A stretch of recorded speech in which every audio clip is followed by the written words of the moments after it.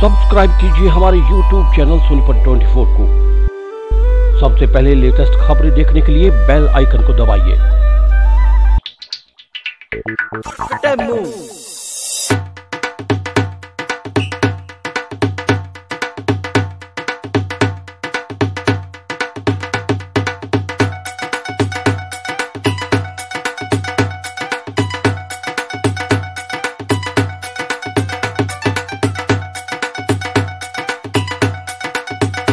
सोनीपत के एक निजी गार्डन में लोकतंत्र सुरक्षा पार्टी के सुप्रीमो राजकुमार सैनी पहुंचे, जहां पर कार्यकर्ताओं से रूबरू हुए।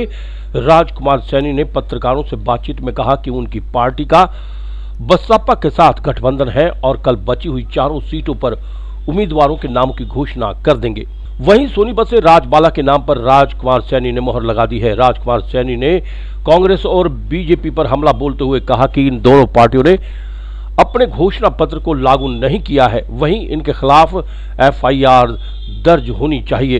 राजकुमार सैनी ने कहा कि उनकी पार्टी समान रोजगार समान विकास के मुद्दे को लेकर जनता के बीच जाएगी। वहीं सैनी ने कहा कि भ्रष्टाचार का तो पता नहीं, लेकिन उनकी जमीन को खनन कर लिया गया था और ये बीजेपी के नेताओं द्वारा ही करवाया गया था, तो भ्रष्टाचार मुक्त कैसे कह सकते हैं।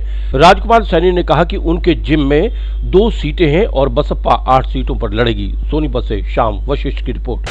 हमारे यहाँ पर सारे कार्यकर्ताओं के बीच में राजबाला जी सोनीपत की बहू हैं और बहादुरगढ़ की बेटी हैं, तो ये बहुत दिनों से यहाँ पर काम कर रहे हैं, लगे हुए हैं। लोकतंत्र सुरक्षा पार्टी के अलग जगा रहे हैं।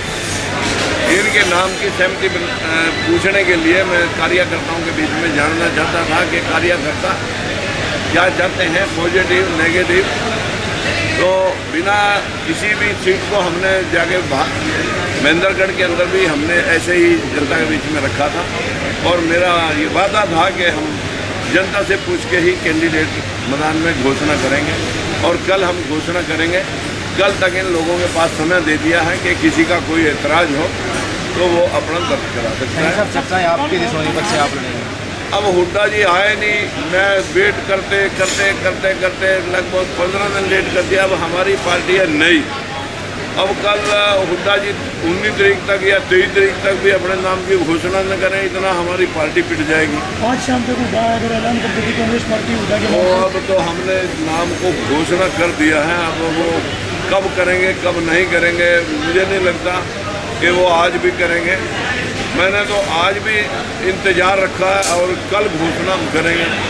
हमारा विषय सिर्फ इतना था कि अगर हुड्डा जी लड़ेंगे तो हम लड़ेंगे, लेकिन बीजेपी ने 8 दिन पहले नामों की घोषणा कर दी और हुड्डा जी या कांग्रेस वाले अभी नाम बताने में ही नहीं आ रहे। हमारे वहाँ से जिंदल बैकआउट हो गया और पता लगा कल अखबार में छपा होता हुड्डा जी भी इनकार कर गए।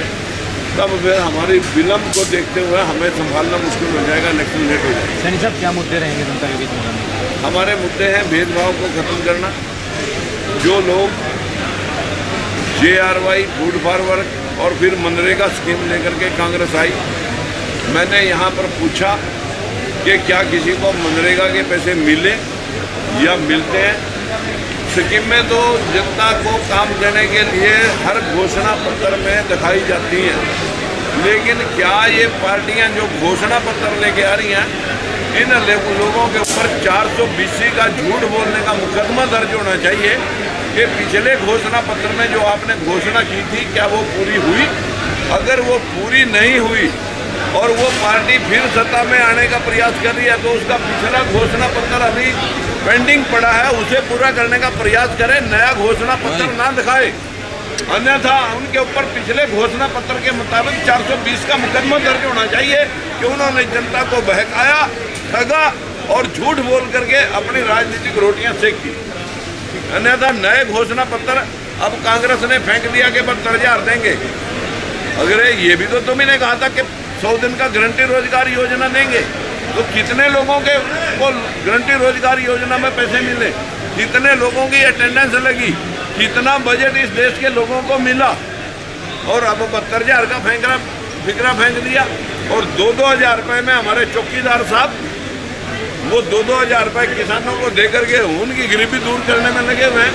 अगर किसानों की गरीबी दूर करनी है तो माननीय चौकीदार साहब किसानों के ऊपर हमारे यहाँ पर ओले पड़ गए हैं। उनकी बीमा योजना के अंदर सिर्फ 12,000 रुपये उनको मिलने वाले हैं और उसके तो कम से कम 20,000 का 1 एकड़ के ऊपर खर्चा आया हुआ है। 50,000 की उसकी कणक नष्ट हो गई है। वो 12,000 से अपने उस खेत की भरपाई कैसे करेगा?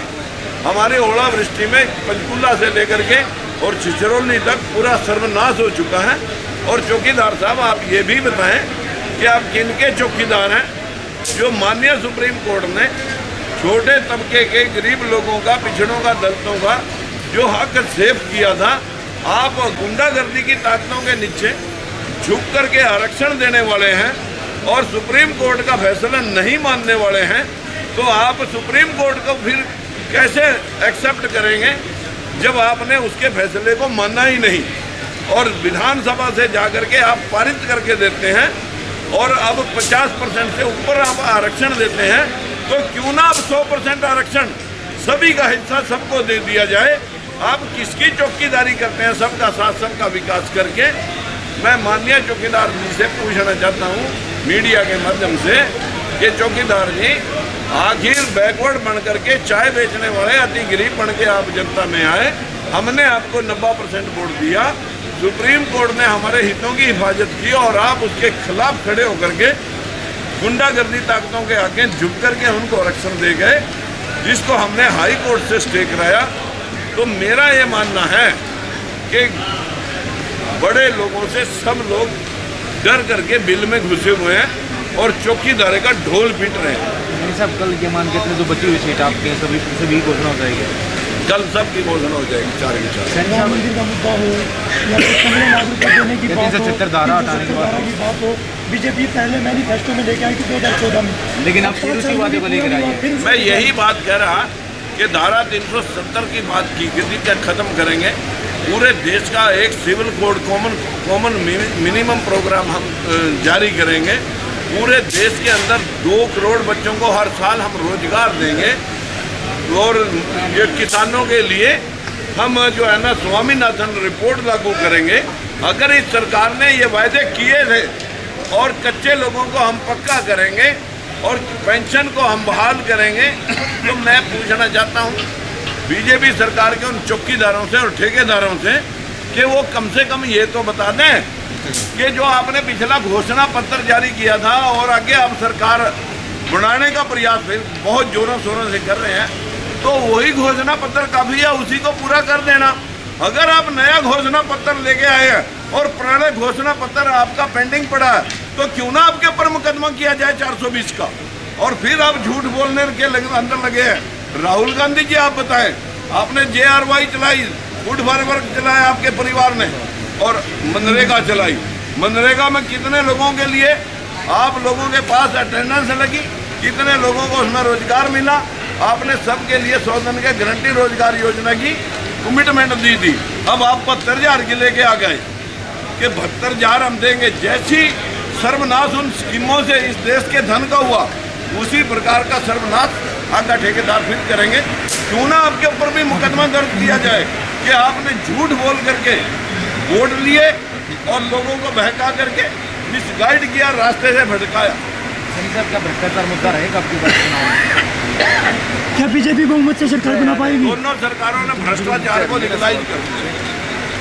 भ्रष्टाचार मुद्दा रहेगा जिस तरह पिछली बार मैंने कहा कि दोनों सरकारों में अब अपर लेवल पर तो मैं कह नहीं सकता कि कुछ स्कैंडल नहीं है, लोअर लेवल पर तो हमारे खनन माफियाओं ने मेरे 20 एकड़ जमीन को 20-20 फुट तक गहरा खोद दिया और 30 एकड़ जमीन बिना किसी माइनिंग आर्डर के खोद करके लोग ले गए।